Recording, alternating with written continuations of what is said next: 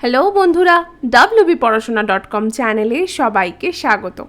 আজ আমরা দশম শ্রেণীর বাংলার পথের দাবি গল্পের একটি গুরুত্বপূর্ণ প্রশ্নের উত্তর তোমাদের সাথে আলোচনা করব। তবে শুরুতেই জানিয়ে রাখতে চাই, wbporashona.com বাংলার প্রথম ডিজিটাল প্রশ্ন উত্তর সহায়িকা। পাঠ্য বিষয়ের বিভিন্ন প্রশ্নের উত্তর আলোচনা তোমরা যদি বিনামূল্যে পড়তে চাও তবে এখনই ভিজিট করো আমাদের ওয়েবসাইট wbporashona.com-এ। লিঙ্ক ডেসক্রিপশন বক্সে দেওয়া আছে। তোমরা যারা হোয়াটসঅ্যাপ ইউজ করো তাদেরকে বলছি, তোমরা চাইলে আমাদের হোয়াটসঅ্যাপ চ্যানেলে জয়েন হতে পারো। এর মাধ্যমে তোমরা বিভিন্ন পড়াশোনা সংক্রান্ত তথ্য আপডেটস তোমাদের হোয়াটসঅ্যাপে পেতে থাকবে। তারও লিঙ্ক কিন্তু ডেসক্রিপশন বক্সে দেওয়া রয়েছে। তবে আর দেরি না করে শুরু করে দিয়ে আজকের আলোচনা। ভীষণ ইম্পর্টেন্ট প্রশ্ন, বহুবার মাধ্যমিকে এসেছে। তোমাদের বিভিন্ন স্কুলের টেস্ট পরীক্ষার একটা খুব কমন কোয়েশ্চেন, গল্পের আলোকে অপূর্ব চরিত্রটি আলোচনা করো। আজকে আমরা এই অপূর্ব চরিত্রটি বিশ্লেষণ করব এবং আমাদের যে ধরনের, আমরা যেভাবে এটাকে বিশ্লেষণ করব, সেটা প্রথম কথা আমি তোমাদেরকে কয়েকটা কথা বলতে চাই। ভালোভাবে শুনবে, বুঝবে। চেষ্টা করো না এগুলো স্ক্রিনশট নিয়ে মুখস্থ করার, কারণ তোমাদের এখানে মুখস্থর থেকেও যেটা বেশি দরকার, বিশেষ করে বাংলার মতো সাবজেক্টে, সেটা হচ্ছে বোঝা। যতটা তুমি ভালো বুঝতে পারবে আজকে আমার পড়ানো থেকে, তত ভালো তুমি কোয়েশ্চেনের আনসার লিখতে পারবে। আমরা কি করেছি, এই অপূর্বর চরিত্রকে আমরা কিছু ভাগে ভাগ করেছি। অর্থাৎ একটা মানুষের তো বিভিন্ন রকম চরিত্রের দিক থাকতে পারে, তো সেই দিকগুলোকে আমরা হাইলাইট করে করে আলোচনা করেছি। তোমরা চাইলে এইভাবে মাধ্যমিকে বা তোমাদের স্কুলের টেস্ট পরীক্ষায়, যখন পরীক্ষায় কোয়েশ্চেনটা আসবে, তোমরা লিখতে পারো। এতে কি হয়, নাম্বার অনেকটা বেশি উঠে। তো চলো শুরু করে দিচ্ছি আজকের আলোচনা। শরৎচন্দ্র চট্টোপাধ্যায় রচিত পথের দাবি পাঠ্যাংশের অন্যতম চরিত্র হলো অপূর্ব, মানে বলা যায় মেন চরিত্রটাই অপূর্ব। আলোচ্য পাঠ্যাংশের স্বল্প পরিসরে অপূর্ব চরিত্রটি রূপায়িত হয়েছে। এটা যেহেতু পুরো উপন্যাসটা নয়, পথের দাবি একটি পুরো উপন্যাস, তো সেই পুরো উপন্যাসের রেসপেক্টে তো আমরা বলতে পারবো না, বাট যেটুকু আমাদের সিলেবাসে রয়েছে, যেটুকু আমরা দেখতে পাচ্ছি আমাদের বইতে রয়েছে, আমাদের পাঠ্যাংশ যাকে বলে, সেইটুকু নিয়েই আমরা এখানে মূলত ডিসকাস করব। প্রথম হচ্ছে দেশপ্রেমী। অপূর্ব একজন সত্যিকারের দেশপ্রেমী। কেন বলছে? পরাধীন ভারতের দুঃখ যন্ত্রণা সে কিন্তু অনুভব করত। তাই বিপ্লবী সব্যসাচী মল্লিককে পুলিশ যখন সর্বশক্তি দিয়ে খোঁজে, অপূর্বর মন কিন্তু ভীষণই দুঃখে জর্জরিত হয়ে গিয়েছিল। রূপকথার নায়কের মতো বিপ্লবী সব্যসাচীর প্রতি ফুটে ওঠে প্রগাঢ় শ্রদ্ধা। তার পরিচিত পুলিশকর্তা কাকার থেকেও অপরিচিত সব্যসাচী মল্লিককে তার কিন্তু অনেক বেশি নিজের আপনার লোক বলে মনে হয়েছিল। অপূর্ব কি বলেছিল, আমরা একদম কোট তুলে বলছি, আমি তাকে কাকা বলি, আমাদের তিনি আত্মীয় শুভাকাঙ্ক্ষী, কিন্তু তাই বলে আমার দেশের চেয়ে তিনি আপনার নন। বরঞ্চ যাকে তিনি দেশের টাকায়, দেশের লোক দিয়ে শিকারের মতো তাড়া করে বেড়াচ্ছেন, তিনি ঢের বেশি আমার আপনার। এর পরের পয়েন্ট হচ্ছে প্রতিবাদী। এই দেশপ্রেম ছাড়াও অপূর্বর মধ্যে আমরা এই পাঠ্যাংশে যে চরিত্রটা আরও খুব বলিষ্ঠভাবে দেখেছি, সেটা হচ্ছে তার প্রতিবাদ সত্তা। অপূর্ব মধ্যবিত্ত সংসারে শিক্ষিত ও সংস্কৃতি সম্পন্ন একটি বাঙালি যুবক। তার মধ্যে আমরা প্রতিবাদী সত্তার প্রভাব কিন্তু বেশ দেখতে পাই। সে তার বন্ধু রামদাসকে বলা একটি ঘটনায় আমরা জানতে পারি যে কোনো এক সময় বিনা কারণে বিদেশি ছেলেরা তাকে লাথি মেরে প্ল্যাটফর্ম থেকে বের করে দিয়েছিল। এই বিষয়ে অপূর্ব স্টেশন মাস্টারকে অভিযোগ জানাতে গেলে কেবলমাত্র দেশি লোক, অর্থাৎ ভারতবর্ষের মানুষ হওয়ার কারণে কিন্তু সেই প্রতিবাদ বা সেই অভিযোগ গ্রাহ্য তো হয়নি, উল্টে তাকে বিভিন্ন বাজে কথা বলে, কুকথা বলে, অপমান করে তাড়িয়ে দেওয়া হয়েছিল। তাহলে এই যে কবেকার ঘটে যাওয়া একটা ঘটনা, অপূর্বর মধ্যে কিন্তু ধিক করে জ্বলছে। অর্থাৎ হয়তো ব্রিটিশ তখন ক্ষমতায়, ব্রিটিশই আমাদের শাসক ছিল, তাদের এগেনস্টে হয়তো বিরাট কিছু পরিবর্তন অপূর্ব করতে পারেননি, কিন্তু তার মনের মধ্যে থেকেও কিন্তু এই ক্ষোভের আগুন নেভেনি। এটা কিন্তু মোস্ট ভাইটাল থিংস। সো এইটার মাধ্যমে আমরা বুঝতে পারছি অপূর্ব কিন্তু একজন সত্যি প্রতিবাদী যুবক ছিল। তার কথায়, তার লাঞ্ছনা এই কালো চামড়ার নিচে কম জ্বলে না। তলোয়ারকর। এমন তো নিত্য নিয়তই ঘটছে। আমার মা আমার ভাই বোনকে যারা এই সব সহস্র কোটি অত্যাচার থেকে উদ্ধার করতে চায়, তাদের আপনার বলে ডাকবার যে দুঃখই থাক, আমি আজ থেকে মাথায় তুলে নিলাম। অনেকেই কিন্তু সেই সময় ব্রিটিশদের বিরুদ্ধে অভিযান করেছিল। আমরা যেটুকু ইতিহাস বইতে পড়ি তা কিন্তু একটা খুব ছোট্ট একটা সংস্করণ যাকে বলা যায়। কারণ এত বড় দেশ, এবং তখন আবার পাকিস্তান বাংলাদেশ আমাদের সাথে একসাথে ছিল, ওদিকে বললে মায়ানমারও আমাদের সাথে ছিল।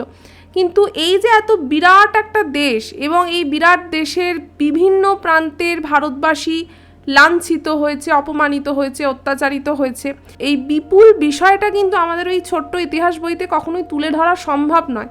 কারণ যারা বিরাট বড় নেতা ছিলেন, বড় বড় নেতৃত্ব ছিলেন, যাদের আন্ডারে এই সমস্ত অভিযানগুলো বা বিভিন্ন আন্দোলন সংগঠিত হয়েছে, আমরা সেই সমস্ত মানুষকেই মূলত চিনি, আমাদের বইয়ের পাতায় তাদের নামই জলজল করে। কিন্তু এই ধরনের মানুষ একা একা কিন্তু কিছু করতে পারেননি। তারা অসংখ্য লক্ষ লক্ষ ভারতবাসীর সাহায্য পেয়েছিলেন, ভালোবাসা পেয়েছিলেন। যার যেমন ক্ষমতা, কেউ অর্থ দিয়ে সাহায্য করেছে, কেউ তার পরিশ্রম করেছে, কেউ কোনো বিপ্লবী হয়তো পালিয়ে যাচ্ছে তাকে থাকতে দিয়েছে, খেতে দিয়েছে। তাহলে এরা প্রত্যেকে কিন্তু অনুঘটকের মতো কাজ করেছে। তোমরা দেখবে ভৌতবিজ্ঞানে পড়েছো, অনুঘটক কি নিজে পরিবর্তন হয় না, কিন্তু সেই অনুঘটকের জন্য কিন্তু বিক্রিয়াটা ত্বরান্বিত হয়। সো এইটাই কিন্তু এই সাধারণ ভারতবাসীর ভূমিকা। এইটা ছাড়া ব্রিটিশ কিন্তু কখনোই আমাদের দেশ ছেড়ে যেত না। আজও হয়তো আমরা ব্রিটিশের আন্ডারেই বসে থাকতাম। সো এই পুরো ঘটনাটা কিন্তু সার্বিক, কোনো একটি নেতা বা কোনো একটি লিডার বা কোনো একজন মহিয়সী নারীর জন্য কিন্তু হয়নি। তাদের ভূমিকা তো অসীম, কিন্তু তার সঙ্গে তাদের যারা সাহায্য করেছে সেই লক্ষ লক্ষ মানুষ, কত লোক প্রাণ দিয়েছে আমরা কজনের নাম জানি। তো এই সকলেই কিন্তু এই আন্দোলনের সমান দাবিদার।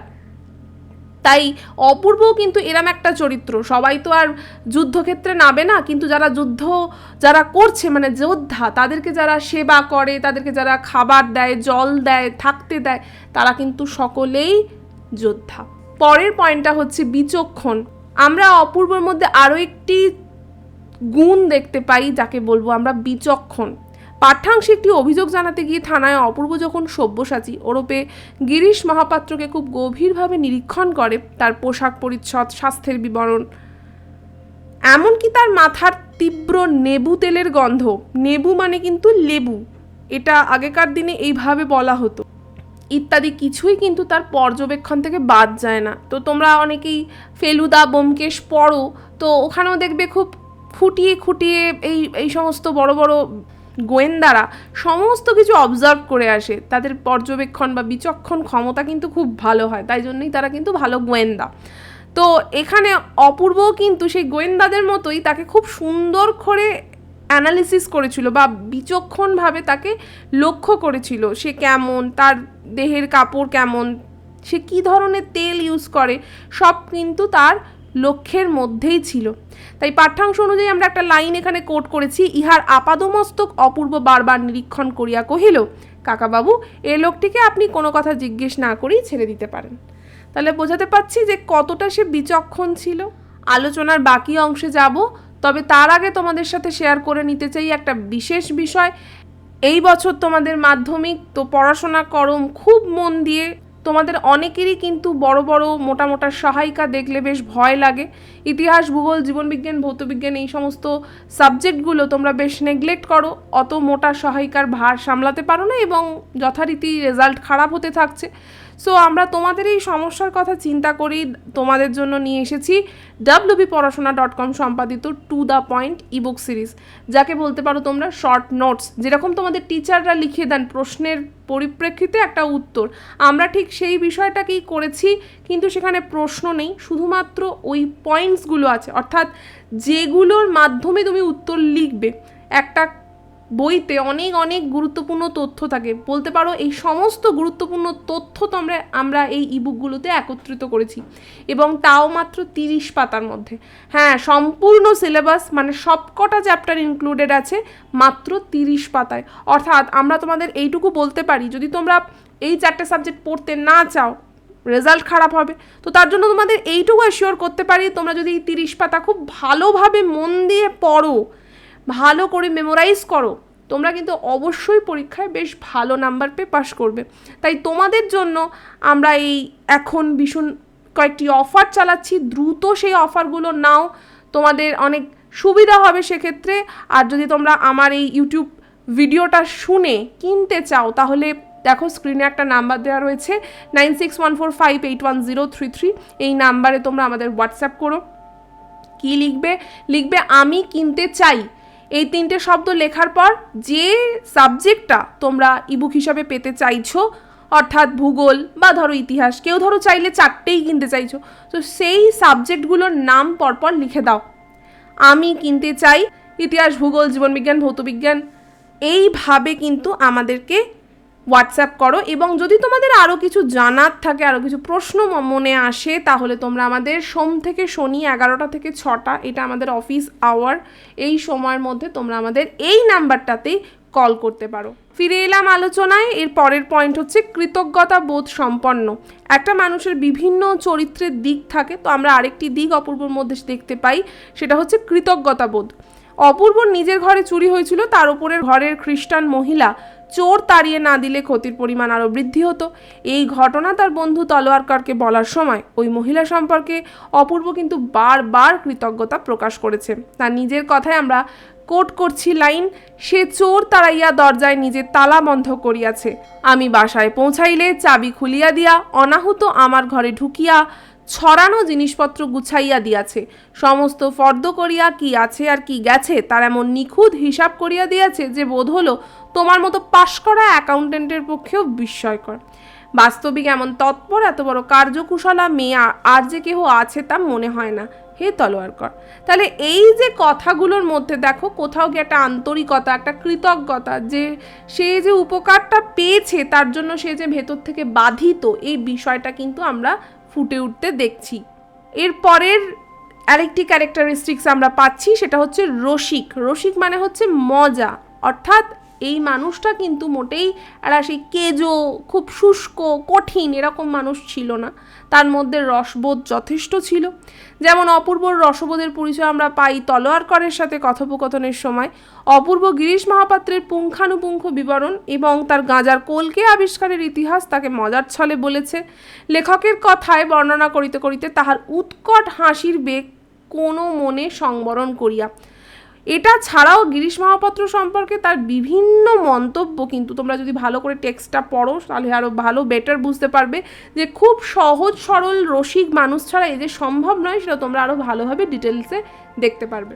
আজকের পর্ব এখানেই শেষ করছি। আজকের আমাদের এই বড় প্রশ্নের উত্তর আলোচনা কেমন লাগলো তা আমাদের অবশ্যই কমেন্ট করে জানাবে। ভালো লাগলে লাইক আর শেয়ার করো। তোমাদের আবারও বলছি, বাংলা টেক্সট বুক কিন্তু পড়তেই হবে। বাংলা টেক্সট বুক, গল্প, কবিতাগুলো ভালোভাবে পড়ো, তাহলেই দেখবে তোমার অর্ধেক কাজ হয়ে গেছে। আর বাকি অর্ধেক কাজের জন্য কিন্তু আমরা wbporashona.com আছি, আমাদের ইউটিউব চ্যানেল আছে, আমাদের ওয়েবসাইট রয়েছে, তো সেইগুলোতেও একটু আসতে হবে, দেখতে হবে বিভিন্ন ভিডিওস। তো তার জন্য কি করতে হবে, আমাদের ইউটিউব চ্যানেলটাকে সাবস্ক্রাইব করে পাশে থাকা বেল আইকনটা প্রেস করে দাও।